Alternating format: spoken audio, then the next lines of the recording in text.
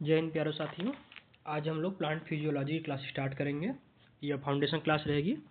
बाकी इसके प्लेलिस्ट में आप चेक करेंगे तो फिजियोलॉजी की सारी क्लासेस आपको मिल जाएगी और बहुत शार्ट में और इमेजेस के साथ हम लोग समझेंगे फिजियोलॉजी के बारे में। और फिजियोलॉजी देखिए इस तरह से है कि इसको आप अपने बेसिक नेचर में समझेंगे तो ये ज़्यादा अच्छे समझ में आएगी। इसीलिए देखिए यहाँ पर इमेज लगाया भी हैं, तो एक ह्यूमन की और एक प्लांट की, ठीक है, ये इमेज का है, तो इसलिए लगाया गया है ताकि आप लोग इससे रिलेट करके समझें। देखिए फिजियो का मतलब क्या होता है, पहले ये समझो आप लोग। फिजियो का मतलब क्या होता है, फिजियोलॉजी मतलब क्या होता है, द इंजन ऑफ लाइफ। ठीक है, जो लाइफ हमारी है उसके इंजन के बारे में समझोगे और फिजियोलॉजी के बारे में पढ़ते हैं। ठीक है, देखो बॉडी है, हार्ट है, यहाँ से आपका ब्लड फ्लो होता है, सारे वेन में ब्लड फ्लो होता है, आर्टरी है। ठीक है, तो जिस तरह से पूरी बॉडी को चलाता है उसी तरह से आपके प्लांट में भी होता है जाइलम फ्लोएम। देखिए जाइलम जाइलम जैसे जल, एक ट्रिक होता है, जैसे जाइलम जैसे जल। तो जाइलम क्या ले जाएगा आपका, जल, वाटर। फ्लोएम क्या ले जाएगा, first phloem, first food. Phloem क्या ले जाएगा, फूड। फ्लोएम क्या लाता है, ऊपर से फूड लाता है, और जुलेम जाइलम क्या करता है, जल ऊपर से नीचे ले जाता है, नीचे से ऊपर ले जाता है। एक बात ध्यान रखिएगा, जो जाइलम का और फ्लोएम का जो सिस्टम है उसको बहुत सिंपल भाषा में समझना होता है कि जाइलम जल और फ्लोएम फूड का। लेकिन जब हम लोग डिटेल में पढ़ेंगे तो इसके बारे में और समझेंगे, कौन वन वे है, कौन टू वे है, जाइलम का क्या काम होता है, किस तरह से पाया था, इसके बारे में डिटेल में पढ़ेंगे अभी। ये बेसिक इंट्रोडक्शन क्लास हम लोग का है, तो इसको बस सिंपल समझते भी हैं। ठीक है, चलिए अब आइए टॉपिक पे। What is plant physiology? Definition क्या है, the study of metabolic activities functional process. It answer the question how does it work. ठीक है, इसका अच्छा आंसर क्या होगा, हाउ डज इट वर्क, क्या काम करता है। पहले मॉर्फोलॉजी समझते हैं, मॉर्फोलॉजी समझते हैं। देखो ये आपका एक लिप्स हो गया, इसमें ये जो पतली पतली पतली पतली है क्या है, ये इसकी वेन्स है, क्या है इसकी वेन्स है। ये क्या है, इसकी मिड रिब है, जो ये ऐसी होती है इसको बोलते हैं, क्या बोलते हैं, मिड रिब। ठीक है, इसे क्या बोलते हैं, पेटियोल बोलते हैं। ये जो यहाँ पर इसे क्या बोलते हैं, पेटियोल बोलते हैं। ये जो ऐसे आ गई हैं, ठीक है, और जो ये ऐसे जा रही हैं इसको क्या बोलते हैं, वेन्स बोलते हैं, यानी इसकी क्या बोलते हैं, इसकी नसें बोलते हैं। ओके, जो लीव्स का बाहर का ऐसे कॉर्नर इलाका इसे क्या बोलते हैं, ब्लेड बोलते हैं। आई थिंक समझ में आ गया सबको, आपको आगे। अब थोड़ा एनाटॉमी देखते हैं। जो हमारे लिप्स है इसी का ही एनाटॉमी है। इसकी देखो ऊपर की स्किन क्या बोलते हैं, अपर एपिडर्मिस बोलते हैं, क्या बोलते हैं, अपर एपिडर्मिस बोलते हैं। सबसे नीचे क्या बोलते हैं, लोअर एपिडर्मिस बोलते हैं। देखो इसी में क्या है, ये है फ्लोएम। देखो ये लिप्स का डिटेल माइक्रोस्कोपिक इमेज है, ये मत सोचना कुछ और है, ये लिप्स का ही डिटेल माइक्रोस्कोपिक इमेज है। देखो ये अंदर क्या होता है, इसकी फ्लोएम होता है जो इसको वाटर सप्लाई करता है। अच्छा, लिप्स का मेन काम क्या होता है, CO2 को लेता है सनलाइट के स्थिति में और O2 को रिलीज करता है, ग्लूकोज यानी फूड बनाता है। और जब ये फूड बनाता है उस समय उसको क्या चाहिए, H2O भी चाहिए। ठीक है, तो CO2 H2O सब मिल के O2 को रिलीज करते हैं सनलाइट के अपसेंट में, मत कह देना, ठीक है, सनलाइट के प्रेजेंट में। और जब ये रिस्पायरेशन करता है सनलाइट के अपसेंट में, इसको आगे पढ़ेंगे, लड़के बहुत कन्फ्यूज होते हैं इस बच्चे इस विषय पे, कब अपसेंट होता है सनलाइट, कब प्रेजेंट होता है, कब O2 निकलता है, कब CO2 निकलता है, अच्छे समझेंगे। जैसे हम लोग सांस लेते हैं ना, सिंपल समझो, हम लोग जब सांस लेते हैं तो हम लोग क्या रिलीज करते हैं, CO2 रिलीज करते हैं, और हम लोग O2 क्या करते हैं, इंटेक करते हैं। तो भाई सेम ऐसे ही प्लांट भी हैं, प्लांट जब रिस्पायरेशन करता है तो वो भी यही प्रोसेस करता है। वो जब सिर्फ फूड बनाता है ना तब वो O2 रिलीज करता है। इसको याद रखना, ये मत कर देना कि नहीं जब देखो तो फुल टाइम वो O2 रिलीज करेगा, CO2 सक करेगा, ऐसा कुछ नहीं होता है। आगे ह्यूमन में भी प्रोसेस होता है ना, ब्रीदिंग करना, डाइजेशन करना, ब्लड सर्कुलेशन, रिस्पायर। तो इस तरह से प्लांट में क्या होता है, रिस्पायरेशन करना, फोटोसिंथेसिस करना और ट्रांसलोकेशन करना। समझे, ध्यान समझो। ह्यूमन क्या करता है, सांस लेता है, हम लोग का फेफड़ा है ना, सांस लेता है तो फूलता रहता है। तो प्लांट क्या करता है, रिस्पायरेशन करता है। सेम ह्यूमन क्या करता है, डाइजेशन करता है ना, खाना खाता है पचाता है तब तो जी रहा है। तो प्लांट क्या करता है, क्लोरोफिल होता है और वो फोटोसिंथेसिस करता है, किससे, डायरेक्ट सनलाइट से, वो भी खाना बनाता है। ह्यूमन में ब्लड सर्कुलेशन होता है ना, तो इसमें ट्रांसलोकेशन होता है। ट्रांसलोकेशन मतलब होता है कि वो फूड बनाता है अपने पूरे प्लांट के। देखो पत्ते में खाना बनता है लेकिन जड़ के पास भी तो एनर्जी चाहिए ना, तब तो जड़ काम करेगा ना। तो इसका ट्रांसलोकेशन हो रहा है तभी तो, कि जो लिप्स में जो यहाँ पर खाना बन रहा है वह यहाँ के रूट में कैसे चला जा रहा है, बताओ। कैसे जा रहा है, ट्रांसलोकेशन हो रहा है तभी ना जा रहा है। तो ह्यूमन की तरह आपका प्लांट भी काम करता है, मैं ये समझाना चाह रहा हूँ आपको। चलो थोड़ा सा कुछ महान भावों को हम लोग देख लेते हैं, समझ लेते हैं। जो फादर ऑफ प्लांट फिजियोलॉजी हैं स्टेफन हेल्स हैं। कौन है? स्टेफन हेल्स हैं। लेकिन इसमें देखो एक इंडियन साइंटिस्ट का बहुत बड़ा योगदान है। Indian father of plant pathology, plant physiology sorry, किसे बोलते हैं? जेसी बोस को बोलते हैं। ठीक है, इन्होंने ना प्लांट के सेंसिटिव को महसूस किया था कि प्लांट के अंदर भी सेंस होता है, वह भी सेंसिटिव होते हैं। इसको उन्होंने एक मशीन के द्वारा इसको उन्होंने चेक करके बताया था। इसीलिए इनकी जो भूमिका है, इसी वजह से इनको Indian father of Indian plant physiology बोलते हैं। ध्यान रखिएगा आप लोग। चलिए एक रोड मैप देखते हैं। प्लांट वाटर रिलेशनशिप, ठीक है, metabolism, growth and regulation, stress physiology, हम लोग को पढ़ना क्या है? ठीक है, प्लांट वाटर रिलेशनशिप पढ़ना है, मेटाबॉलिज्म पढ़ना है, ग्रोथ एंड रेगुलेशन पढ़ना है और स्ट्रेस एंड फिजियोलॉजी पढ़ना है। फिजियोलॉजी में अगर कहो तो देखो यही इतना मेजर टॉपिक्स है। मेटाबॉलिज्म में देखो एक होता है एना, एक होता है कैटा। ठीक है, एना मतलब होता है कंस्ट्रक्टिव, कैटा मतलब होता है डिस्ट्रक्टिव। ठीक है, सिंपल समझो। एना मतलब होता है कंस्ट्रक्टिव, बनाने का। कैटा मतलब क्या होता है? डिस्ट्रक्टिव, नष्ट करने का। और यहाँ बनाने नष्ट करने का क्या कंसेप्ट है, ये भी समझो। देखो जो एनाबॉलिज्म होता है, कंस्ट्रक्टिव होता है, वो क्या करता है? ए से मतलब देखो ए स्टार्टिंग करता है ना, किसी भी अल्फाबेट में ए स्टार्ट होता है ना, तो सबसे पहले घर बनता है कि टूटता है ये बताओ? बनाओगे तब ना तोड़ोगे। तो पहला एनाबॉलिज्म होता है, ये ठीक याद रखना।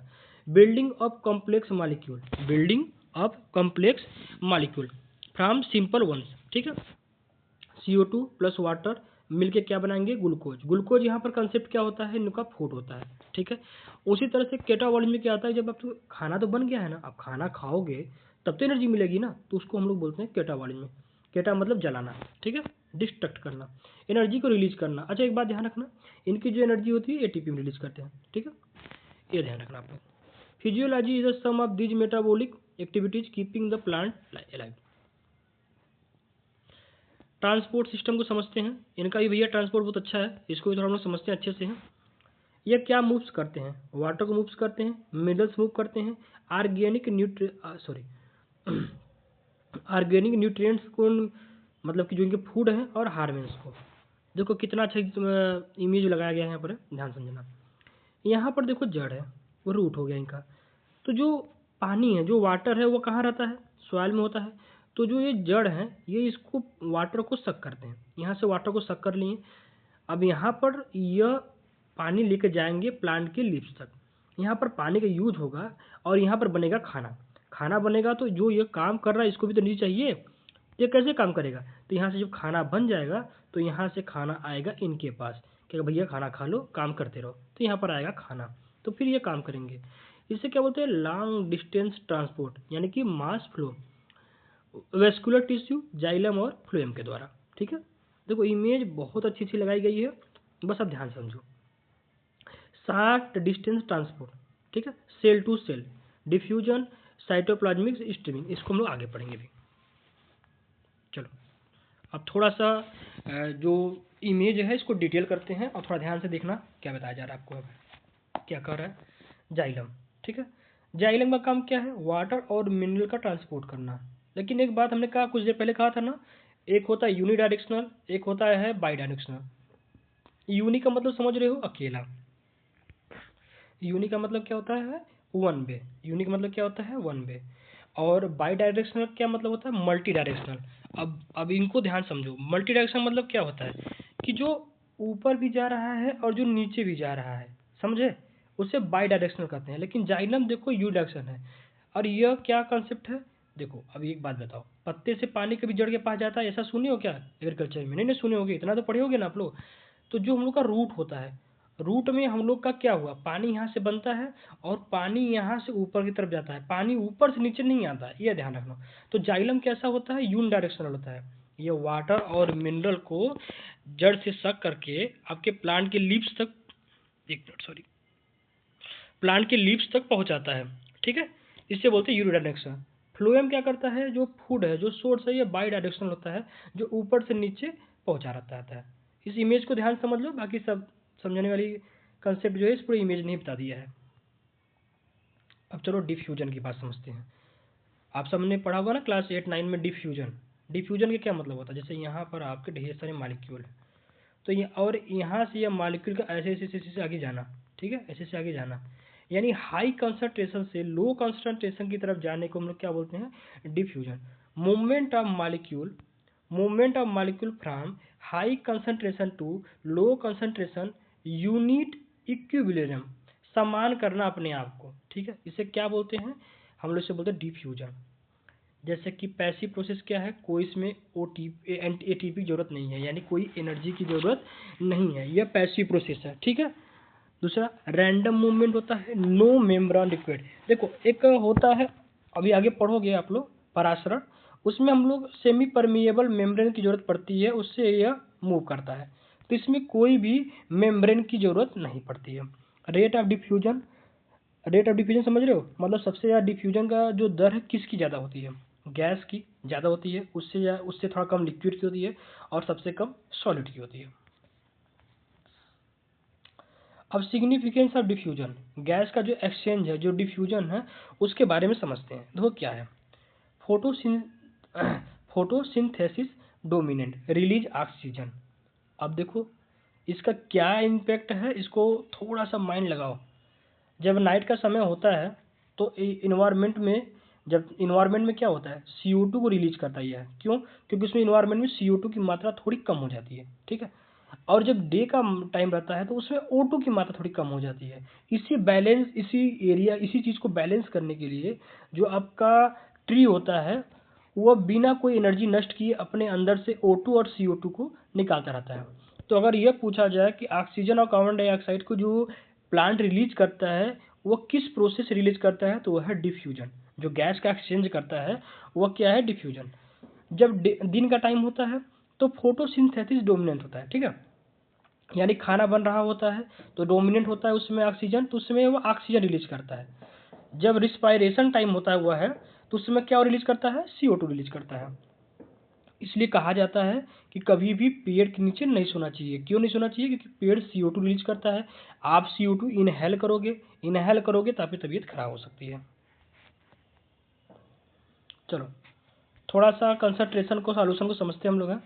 जैसे मान लो सॉल्यूट में हम लोग मान लो नमक या चीनी ले लिए, सॉल्वेंट में हम लोग वाटर ले लिए, दोनों को मिक्स करेंगे तो क्या बनेगा? सॉल्यूशन बनेगा। क्या बनेगा? सॉल्यूशन बनेगा। देखो एक में होता है हाई डाइल्यूट सॉल्यूशन, एक होता है कंसंट्रेटेड सॉल्यूशन। कंसंट्रेटेड सॉल्यूशन में मान के चलो पानी कम हो गया, जो तुम्हारा सालूट जा हो गया। सालूट मतलब जो तुम मिक्स कर रहे हो वो ज़्यादा हो गया। जैसे एग्जांपल मैं तुम्हें बताऊं, जैसे मान लो तुम 1 गिलास लिए, इसमें पानी कितना मिक्स कर रहे हो? आधा लीटर। और इसमें तुम मान लो मिट्टी ही बहुत ज़्यादा मिक्स कर दी, एकदम एक गाढ़ा बना दिए, मड बना दिए, तो वह क्या हो गया? वह हो गया कंसंट्रेटेड सॉल्यूशन, यानी गाढ़ापन हो गया, जो गाढ़ा हो गया। और डाइल्यूट में क्या हो गया? आपने 1 लीटर पानी लिया, उसमें एक एक चम्मच आपने साल्ट डाल दिया, तो कैसा हो गया? डाइल्यूट। क्योंकि 1 चम्मच साल्ट पानी में कुछ मात्रा समझ में आएगा? नहीं समझ में आएगा। तो कैसा हो गया आपका? आपका हो गया वो डाइल्यूट हो गया, ठीक है। ऐसे होता है। आगे इन फिजियोलॉजी, देखिए in physiology we track the movement of the solvent based on the amount of solute, ठीक है। आगे समझते हैं ऑस्मोसिस। अभी कुछ देर पहले हमने डिफ्यूजन की बात की ना, उसमें देखिए कोई भी मेम्ब्रेन की जरूरत नहीं पड़ती है, लेकिन ऑस्मोसिस में एक रूल है, उसमें क्या पड़ता है? हम लोग को मेम्ब्रेन की जरूरत पड़ती है।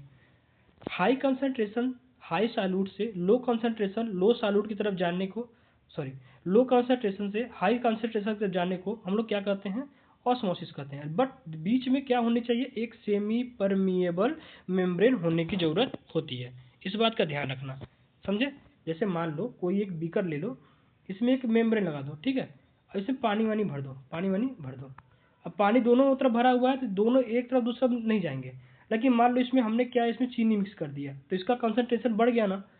तो वो कहीं क्या कह रहा है कि जितना कंसंट्रेशन ज़्यादा होगा, और जो क्या कह रहा है, movement of solvent water from low solute concentration to high solute concentration through a semi permeable membrane, SPM, ठीक है। तो जिधर हाई कंसंट्रेशन रहेगा, लो कंसंट्रेशन से हाई कंसंट्रेशन की तरफ हम लोग जाते हैं, उसको कहते हैं ऑस्मोसिस, हिंदी में बोलते हैं परासरण। वाटर ऑलवेज, ध्यान सुनो, water always moves toward the high solute concentration, ठीक है। पानी हमेशा किधर जाता है, जिधर हाई सॉल्यूट कंसंट्रेशन होता है। पानी किधर जाता है, जिधर हाई सॉल्यूट कंसंट्रेशन होता है। Water goes where the salt sugar is highest. समझ गए। देखो एक छोटा सा ट्रिक है, पानी हमेशा उधर जाएगा जिधर गाढ़ापन रहेगा, हमेशा ध्यान रखना इस बात को, समझ गए। लेकिन अब थोड़ा ऑस्मोसिस भी दो प्रकार का होता है, थोड़ा इसको भी समझो। एक होता है इंडोऑस्मोसिस, एक होता है एक्सोऑस्मोसिस। इसके एग्जाम्पल समझते हैं, उसके बाद हम लोग दिखाते हैं। आप लोगों ने देखा होगा कि एक सुबह सुबह हम लोग रात में क्या करते हैं कि किशमिश को पानी में भिगो देते हैं, ठीक है। और सुबह देखते तो वो फूल जाता है, ठीक है, फूल जाता है ना। तो क्यों फूल जाता है, क्योंकि वो जो होता है हाइपोटोनिक सॉल्यूशन, ठीक है, उसमें हमने डाल दिया। तो जो पानी है, जो उसका ये जो जैसे ये आपका किशमिश है, तो इसके अंदर देखो क्या है, एकदम हाई कंसंट्रेशन है। जो पानी है यहाँ लो कंसंट्रेशन है। तो क्या हुआ था कहानी, पानी उधर जाएगा जिधर हाई कंसंट्रेशन रहेगा। तो ये पानी को अपने अंदर सोख लेता है। क्या करता है, पानी को अपने अंदर सोख लेता है। जब ये पानी को अपने अंदर सोख लेगा तो ये फूल के गुम बड़ा हो जाएगा, ठीक है। तो ऐसे को हम लोग क्या बोलते हैं, जिसमें पानी अंदर जाता है उसे क्या बोलते हैं, इंडोमोसिस। इंडो ऑस्मोसिस क्या बोलते हैं, इंडो ऑस्मोसिस। एक्सोऑस्मोसिस क्या होता है, जिसमें से पानी बाहर निकल जाता है। अब पानी बाहर कैसे निकलता है ये समझो। जैसे मान लो कि हमने कोई भी इसमें मान लो किशमिश अंगूर डाल दिया, ठीक है, कुछ भी डाल दिया हमने। बाहर जो पानी है उसमें हमने साल्ट या शुगर मिक्स कर दिया। तो जब हमने साल्ट और शुगर मिक्स कर दिया तो बाहर की जो पानी है उसका कंसंट्रेशन हमने ज़्यादा कर दिया इसके कंसंट्रेशन के मुकाबले। तो इसके अंदर की जो पानी रहेगी वो अंदर से बाहर निकल जाएगी। सीधी सी बात है, समझ गए। सिंपल सी एग्जाम्पल है। आगे देखते हैं हम लोग।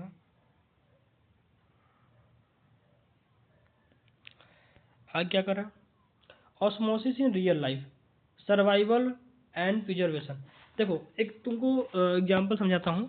जैसे मान लो कि कोई फिश है, अगर वो फिश ओशन में रहती है, ओशन में बहुत अंदर रहती है, 200-300 मीटर पानी के अंदर रहती है, 100 मीटर पानी के अंदर रहती है। तो जो 100 मीटर पानी के अंदर रहती है ना, जो इसकी बाहर की स्किन होती है वो इस आकार से डिजाइन होती है कि ये ऊपर के प्रेशर को झेल सके।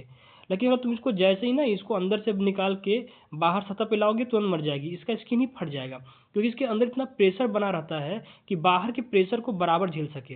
देखो इसके अंदर का प्रेशर और बाहर के प्रेशर से टक्कर लेता रहता है ताकि इसका जो सर्कुलेशन वो चलता रहे। लेकिन जैसे तुम बाहर इसको निकाल दोगे, इसके ऊपर प्रेशर पड़ेगा नहीं, तो जो अंदर का प्रेशर है इसको फाड़ के बाहर निकल जाएगा, ये तुम मर जाएगी। मेरी बात समझ रहे हो ना, कि जो ओशन की फिश होती है उसको फ्रेश वाटर में तुम नहीं पाल सकते हो। जो ओशन में डीप वाटर, जो डीप में ओशन के डीप में रहती हैं फिश हैं, उन्हें तुम फ्रेश वाटर में रखो तो मर जाएंगी, जान से मर जाएंगी, फट के मर जाएंगे, ठीक है। इंडो ऑस्मोसिस और एक्सो ऑस्मोसिस की एग्जाम्पल है। अगर तुम फ्रेश वाटर की फिश को और ओशन रखोगे वो तुरंत मर जाएगी, ठीक है। क्यों मर जाएगी, डिहाइड्रेट होकर मर जाएगी। और अगर ओशन की फिश को तुम फ्रेश वाटर में रखो तो क्यों मर जाएगी, क्योंकि उसके अंदर का प्रेशर बाहर निकलेगा तो वह ब्रस्ट होकर मर जाएगी। इसको बोलते हैं इंडो ऑस्मोसिस। और फ्रेश वाटर वाली अगर फिश ओशन में आएगी तो क्यों मर जाएगी, इसको बोलते हैं एक्सोऑस्मोसिस। एग्जाम्पल अच्छा मिल गया, इसको दिमाग में बैठा लो, समझ में आ जाएगा। ये थोड़ा एग्जाम्पल हमने दिया है इसलिए बताया इसको। आगे समझो। पिंकल अचार देखे हो आप लोग, खाए हो। तो हम लोग क्या करते हैं कि अचार में हम लोग साल्ट को मिक्स करते हैं। हम लोग साल्ट क्यों मिक्स करते हैं, to create hypertonic environment, bacteria lose water via exosmosis and die. हम लोग उसके अंदर नमक क्यों मिक्स करते हैं, साल्ट अच्छा लुक करता है, प्रिजर्वेशन क्यों अच्छा करता है। जब आपने साल्ट मिक्स कर दिया तो इसके अंदर भाई क्या हो गया, एक बहुत हाइपरटोनिक इन्वायरमेंट बन गया। अब जब हाइपरटोनिक इन्वायरमेंट बन जाएगा तो बैक्टीरिया अपने जैसे बाहर कंसंट्रेशन बढ़ जाएगा। तो जब बैक्टीरिया होगा, हमने क्या कहा, पानी किधर जाती है, जिधर सॉल्यूशन ज़्यादा गाढ़ा होता है। तो जब हमने इसमें नमक मिक्स कर दिया तो इसमें सॉल्यूशन कैसा हो गया, गाढ़ा हो गया। तो जो बैक्टीरिया का पानी अंदर करेगा बाहर निकल जाएगा, तो बैक्टीरिया तो मर जाएगा बेचारा। समझ गए, सिंपल सी एग्जाम्पल है।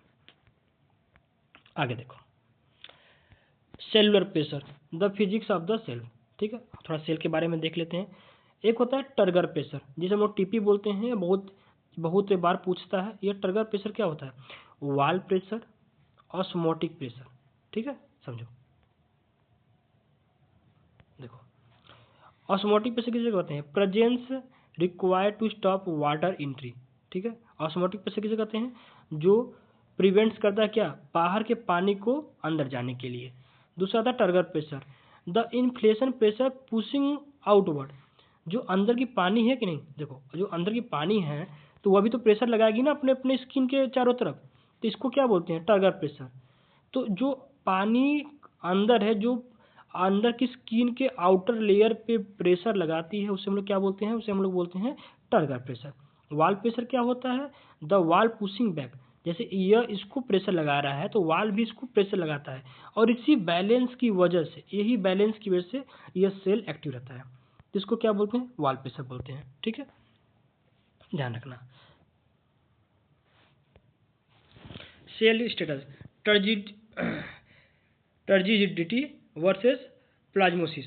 ठीक है, ध्यान रखना। Water entered via endosmosis cell is rigid. ठीक है, water entered via endosmosis cell is rigid. Osmotic pressure equal to turgid pressure. OP equal to TP मतलब क्या था, osmotic pressure equal to turgid pressure. अगला क्या कर रहा है, the thirsty cell water left via exosmosis protoplast sinks occur in salt hypertonic environment. अभी हमने वो जो पिंकल वाला पढ़ा हुआ था ना, सेम वही कहानी है। ठीक है, आज एक समरी ले लेते हैं, इतना लंबा क्लास का। समरी क्या है, physiology, the study of metabolic function. Transport क्या होता है, जाइलम पानी को और फ्लोएम फूड को। डिफ्यूजन क्या है, passive movement high to low. Osmosis क्या होता है, water moves to high solute concentration, देखो लो से हाई तक। प्रिजर्वेशन में क्या होता है, salt preserve food by causing exosmosis in bacteria. ठीक है, उम्मीद है आप लोग की क्लास बहुत अच्छी लगी होगी। ध्यान रखना, mastering these basis of transport and pressure is the key understanding advance topics like photosynthesis. ठीक है, अगले क्लास में हम लोग और अच्छे से भी डिटेल से पढ़ेंगे नेक्स्ट चैप्टर को। ये आप लोग का एक इंट्रोडक्शन क्लास था फिजियोलॉजी का। उम्मीद आप लोगों को क्लास बहुत अच्छी लगी होगी।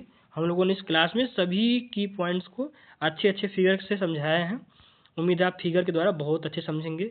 जो क्लास आप किसी पेड क्लास में 2 घंटे के लेते हैं, वो सिंपल सा आपको 40 मिनट 30 मिनट से ज़्यादा भी नहीं, हम लोग 25 मिनट में क्लास खत्म कर दिए। आराम से आपको 25 मिनट में वो सब कुछ मिल गया जो आप किसी 1.5 घंटे की क्लास में यूट्यूब बैठ के देखेंगे। ठीक है, और हम लोग का यही टारगेट है कि आपको 20 से 25 मिनट में एकदम एग्जाम ओरिएंटेड कंटेंट प्रोवाइड किया जाए। धन्यवाद। चैनल को सब्सक्राइब करिए और अपने सभी दोस्तों के साथ शेयर करिए।